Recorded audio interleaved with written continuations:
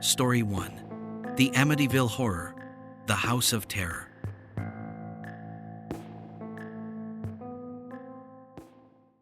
There are houses not merely built of brick and wood, but ones that hold within them dark secrets, sinister echoes of a haunting past. In 1974, in a quiet little town called Amityville, New York, a gruesome family massacre took place, leaving behind an indelible stain. Just 1 year later, the house at 112 Ocean Avenue once again became the center of mysterious supernatural phenomena, tormenting anyone who dared step inside. That story, later known worldwide as the Amityville Horror, would become one of the most infamous hauntings of the 20th century, an endless source of inspiration for books, films, and countless debates about the fragile boundary between fact and fiction. On the night of the 13th of November, 1974, Amityville was shaken to its core by a horrific crime. Ronald DeFeo Jr., only 23 years old at the time, used a rifle to murder 6 members of his family, his parents, 2 brothers, and 2 sisters, as they slept inside the house at 112 Ocean Avenue.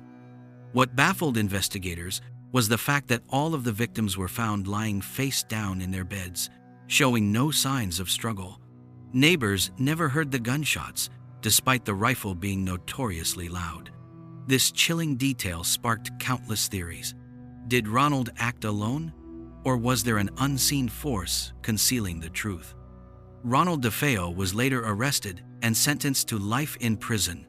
Yet the murders were only the beginning of a chain of chilling events that would horrify the world. Barely a year after the killings, the house was sold at an unexpectedly low price. George and Kathy Lutz, along with their 3 children, moved in, hoping to start a new life. But from the very first days, they realized the house was anything but ordinary. Strange phenomena, doors and windows opening and closing by themselves, pools of black liquid oozing onto the floors, and a foul stench seeping through the air. Kathy often had vivid nightmares about the DeFeo murders, dreams so detailed they mirrored the crime itself. Terrifying sounds and visions. George Lutz became increasingly cold and violent, waking up every night at 3:15 a.m., the very hour when Ronald DeFeo had killed his family. Disturbing noises echoed through the basement. Heavy footsteps creaked across wooden floors, and whispers lingered in the dark. Ghostly apparitions. Their young daughter claimed she often played with an imaginary friend named Jody, described as a being with glowing red eyes, staring in through the windows. On several occasions, George and Kathy themselves swore they saw those same red eyes glowing in the night, hovering outside the house. After only 28 days, the Lutz family fled in terror, abandoning most of their belongings. They swore never to return. Their story quickly spread through the American media. In 1977, the book The Amityville Horror was published, becoming a global bestseller and paving the way for one of the most famous horror film franchises in history. Yet one question remained. Were the Lutz family's experiences genuine, or were they simply exploiting the DeFeo tragedy for profit? Supporters argue. Paranormal investigators, including Ed and Lorraine Warren, famed for their many exorcism cases, confirmed that the house was truly haunted. They reported encountering supernatural activity and even captured a chilling photograph of a ghost boy with glowing white eyes inside the home. Skeptics counter. Journalists, lawyers, and even acquaintances of the Lutz family claimed the story was fabricated for publicity. Many details in their accounts were inconsistent or impossible to verify. Whether true or false, the story haunted the public imagination, and the Amityville house became one of the most notorious haunted locations in the world. The tale has since inspired numerous horror films, most famously the Amityville Horror, 1979, and its 2005 remake. The house itself, with its iconic twin windows resembling demonic eyes, has become a cultural symbol, referenced in countless movies, TV shows, and even rock music. And yet, despite all the controversy, every mention of Amityville still sends chills down the spine. Perhaps because the horror began with an undeniable truth: the brutal DeFeo murders. When shrouded in a veil of the supernatural, that truth became eternal legend. The house at 112 Ocean Avenue is no longer just an address in New York. It has become an icon, a place where real crime and unexplained phenomena converge. Whether you believe it to be a carefully crafted hoax or a genuine haunting, the Amityville horror reminds us of a terrifying truth. Sometimes, the very walls we think are safest may conceal the darkest of secrets. Story 2. Germany's most terrifying exorcism.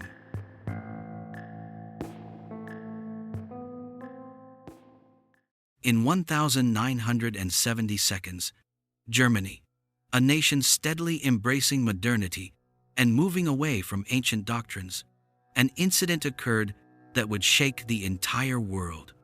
A young woman named Anneliese Michel, a devout Catholic and education student, died after enduring dozens of exorcism rituals. Some claimed she was possessed by demons. The medical community insisted it was a psychiatric condition.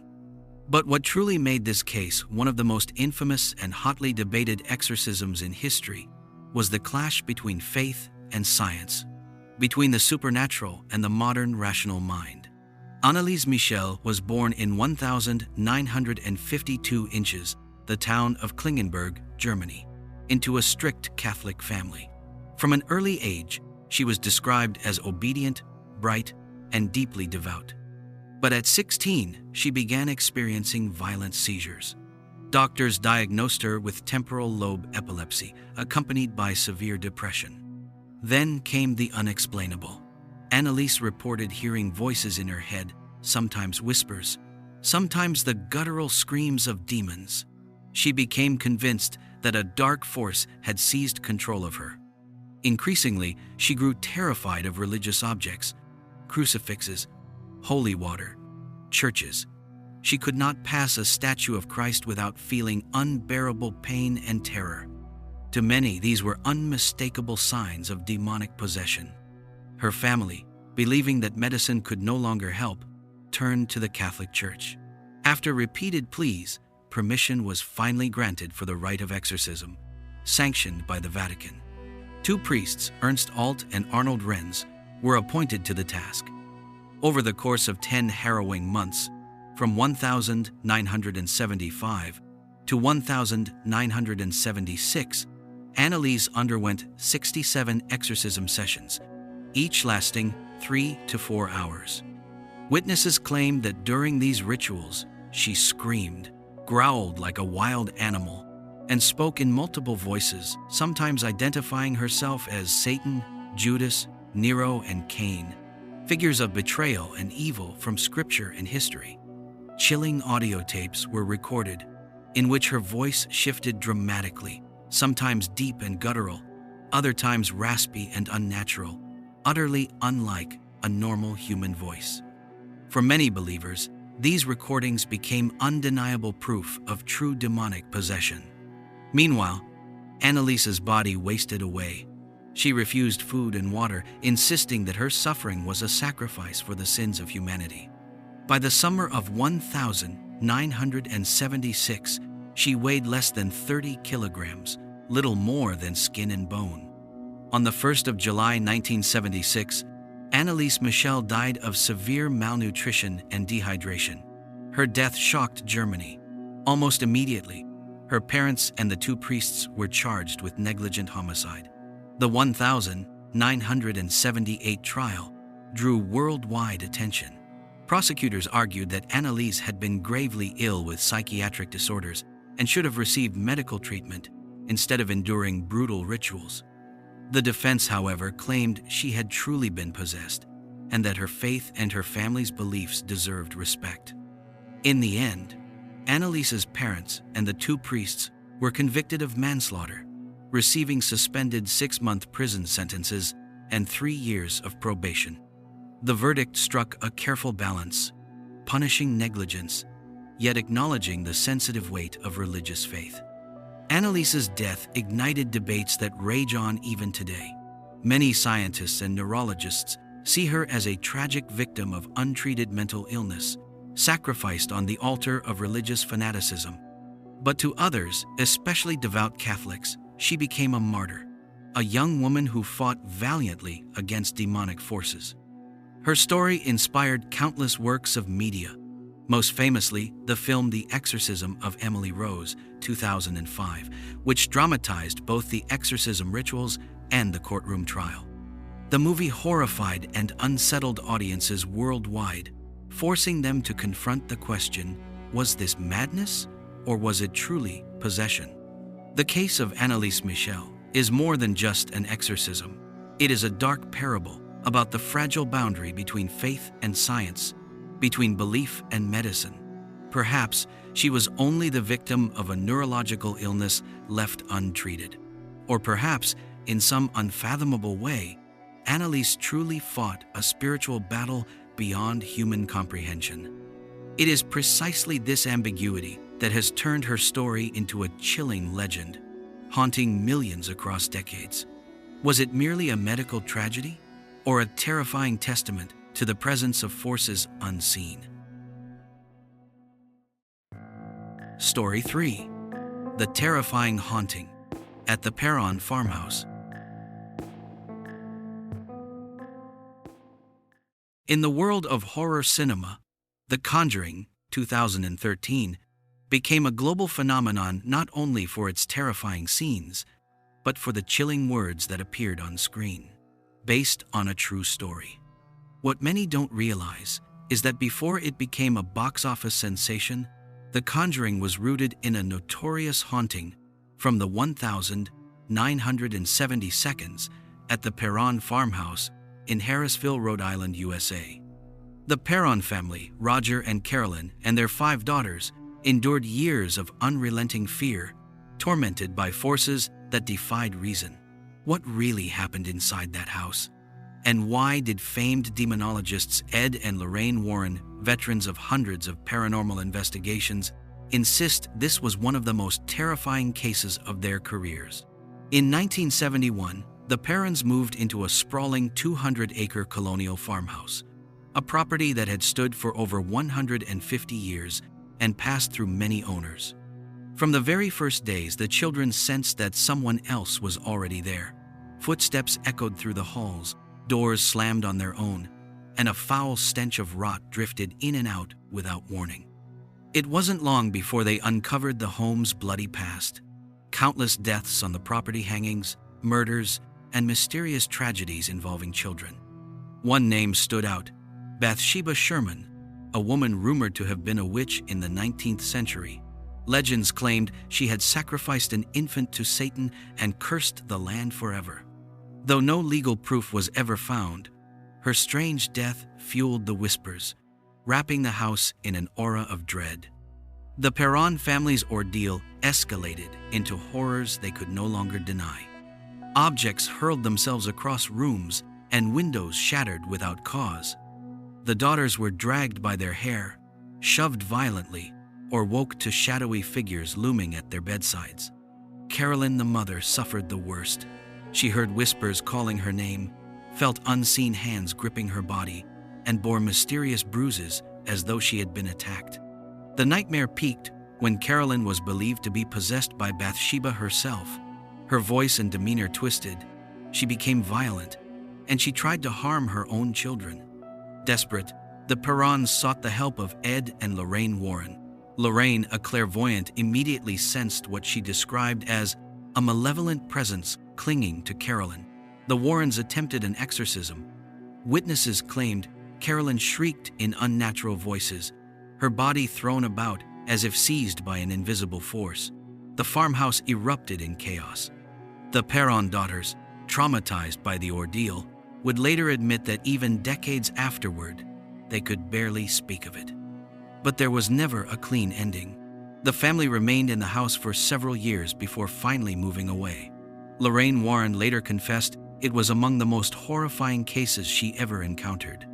In 2013, director James Wan brought the Perron haunting to the big screen with The Conjuring. Though dramatized for film, many of its most chilling moments came directly from the Perron's accounts and the Warrens' notes. The movie's success spawned an entire horror universe, cementing the Conjuring case in pop culture history. Still, controversy endures. Skeptics argue the story was exaggerated, while members of the Perron family insist the truth was far darker than anything Hollywood dared to show.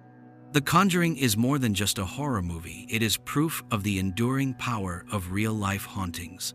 Stories where the line between fact and fiction blurs into shadow. Was Bathsheba Sherman truly a witch who cursed the land? Or was it all the product of fear, trauma, and religious belief? One thing is certain, the Perron farmhouse left behind an immortal legacy of terror, forcing anyone who hears the tale to wonder, could a restless spirit be watching them, even now? And so we close 3 haunted doors, each concealing horrors behind the facades of seemingly ordinary places. From the cursed corridors of the Cecil Hotel, to the ghostly halls of the Stanley, and finally, the bone-chilling haunting of the Conjuring. Each story leaves behind the same unsettling question. Are these just coincidences, accidents of fate, or is there truly something in the shadows, quietly watching? The most terrifying thing is not what we see on the screen, but the fact that every story you just heard was based on real events, and sometimes the truth is far scarier than fiction. If you wish to continue exploring unsolved mysteries, haunted tales, and chilling secrets with me, don't forget to subscribe and ring the bell, because in the next episode, we may just uncover a mystery that will leave you trembling even more than this one.